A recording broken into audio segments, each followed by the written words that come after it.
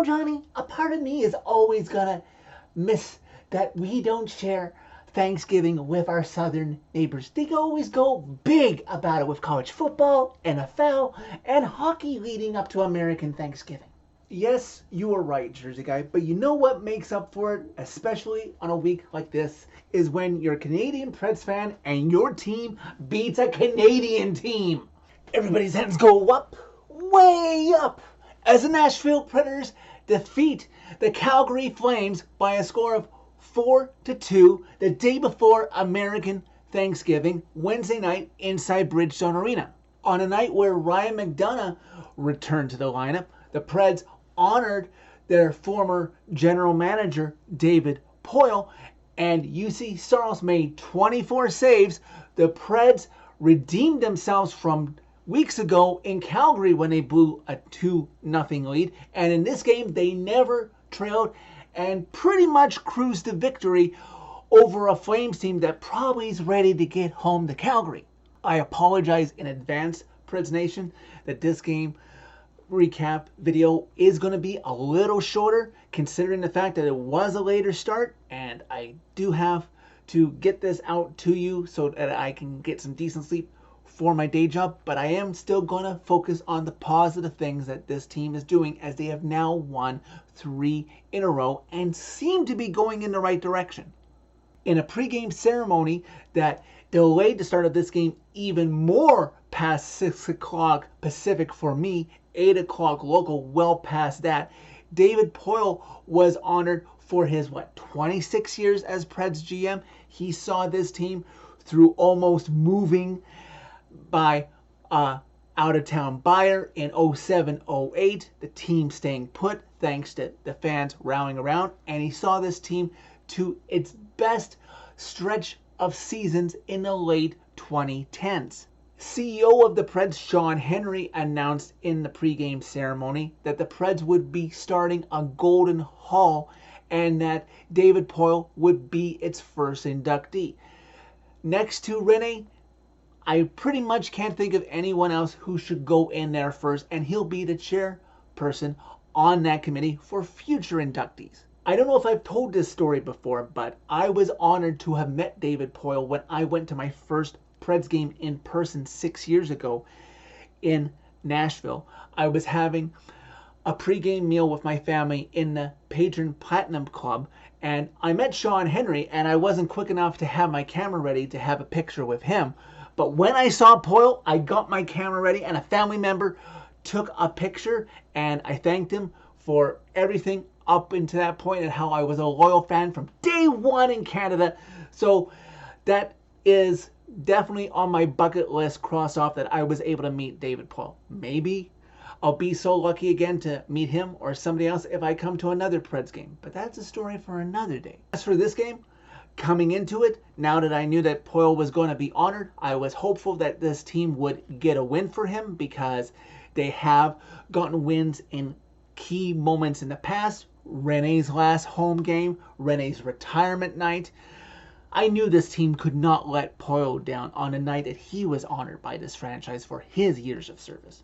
Again, after screwing up in Calgary 2 weeks ago when they lost a 2-0 lead and lost the game 4-2, the Preds get off on the right foot. First, a shorthanded goal by Colton Sissons early makes it 1-0, and though the Preds allowed the Flames to tie it, Ryan O'Reilly got off to snide with his 9th of the season as the Preds were out shooting the Flames 16-13 through the first period. Throughout the second period, a period where the Preds outshot the Flames, I think 14-4 if memory serves, this game was getting very chippy, and I was getting flashbacks to 2 seasons ago when the Preds would eventually get swept by the Avs, but if Saros hadn't gotten hurt right there at the end of the season, the Preds probably would have locked up the first wild card, not the second one that forced them to face the Avs, which would have pitted them against the Calgary Flames. I don't know if they would have won that series against the Flames, but it definitely would not have been a sweep. Saros would have been healthy, and it would have been interesting seeing as these two teams have a history against each other in regular season play, to see what would have happened if they had squared off. Maybe I will get that wish not that far off, because I would also hope for that, because then I would get prime time Preds playoff games because they're playing a Canadian team. Going into the third period, I had tweeted out that the Preds were playing well, but they probably were going to need one more goal as that insurance goal to feel good about themselves, and for the fan base who's watching this game in person or wherever they are internationally, locally, or like me in Canada, to get that one more goal to feel comfortable that they could pull out this win right before Thanksgiving. Preds continue to take it to the Flames, but the Flames are hanging around, making Preds fans a little nervous, because, you know, this is only a 2-game win streak coming into this game, as we reach 5 minutes through the third period, and then halfway through the third period, and we're all wondering, it's like, can the Preds get an insurance goal to put this game potentially out of reach for the Flames and let us all feel a little better? Just thinking about Thanksgiving here. Philip Forsberg answers the call as he drives in just over 8 minutes left to go in regulation. He's got a Flames defender on him. The puck comes up and it's in the air, and Forsberg is behind the net, and he is so innocently tries to get his hand on the puck. Yes, it's technically a closing the hand, but he's so quick, the refs miss it at first, and he tosses it over the net, back into play. Now, what should have happened there, as the Flames would challenge it, is they should have tried to clear the puck out right away and gotten a whistle. But instead, because they touched the puck, it negated Forsberg's illegal move of putting his hand on the puck, which means the puck was completely back in play, as the refs are seeing that the Flames are looking at them while they're looking at where the puck is, and here comes Alexander Carrier with the Flames distracted to get the puck and put it back in the net past Backstrom, as the Preds get a 2-goal lead, now up 3-1. Did you guys get that okay? Sportsnet West, which was carrying the game for me, explained it pretty well. Hopefully the Bowie Sports feed explained it to you, and I explained it in the moment there.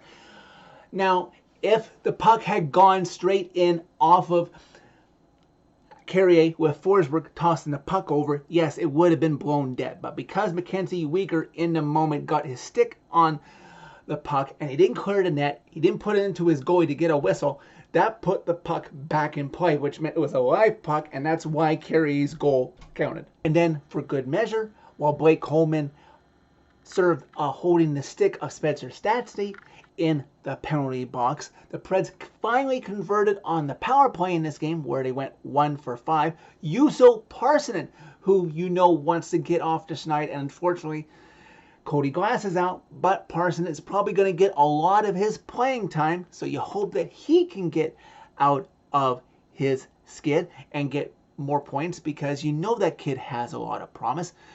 The Preds would have a 4-1 lead late in this game. Mackenzie Weegar would take 2 penalties. He threw his stick at the puck, which is a penalty shot, but he also held Keither Sherwood.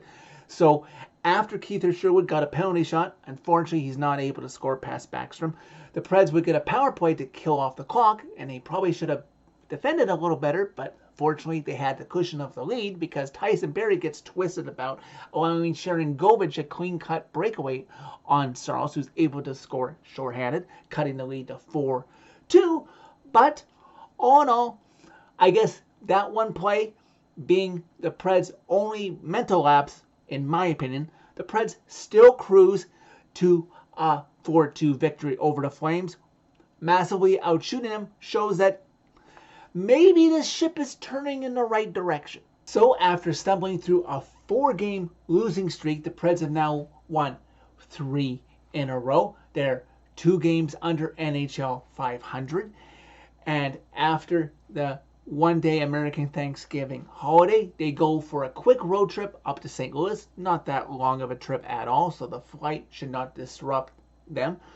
Perhaps they'll get going there, because in the overall Central standings, they're now up to 6 out of the basement of the Central, just 2 points back of Arizona for 5th. After in St. Louis, the Preds come home for a comfortable 4-game homestand. Winnipeg, Pittsburgh, Minnesota, and then the Rangers before they go on an East Coast road trip. Saros appears to find, I know it's just 2 games, appears to have found his groove. I would play him on Saturday against St. Louis, but I wouldn't be against Lankinen. Whoever gets Saturday, I think the opposite should get Wednesday. And maybe give Saros every 2 games, put Lankinen in, unless Saros really gets on a roll. Fortunately, the Preds through, what is this now, 17 games, haven't played back-to-back. There are a few back-to-backs coming in December, so you know for sure Saros and Lankinen will get the split there because you don't want to exhaust Saros. But overall, otherwise, things seem to be trending in the right direction. Let's see what happens after you get fed tomorrow around your family's Thanksgiving dinner table, if they can continue this, because the Thanksgiving break is always a sign of where you might be going forward. If maybe you might sneak into the playoffs, but the Preds still have a bit of work to do before we can even think that maybe they'll sneak in, but at least it will be fun for the journey to see if they can. So that's it for this video. Thank you very much for watching. As always, click like if you like this video. Click subscribe if you really like it. You can find my social media as always by clicking on the channel name. Tell all your friends about Redemption. This channel is getting closer and closer to 300 subscribers. I guess I might have to come up with something else to promote this channel if we can hit that mark, hopefully soon. And I just want to wish all of my loyal viewers a very happy American Thanksgiving. Have a safe one.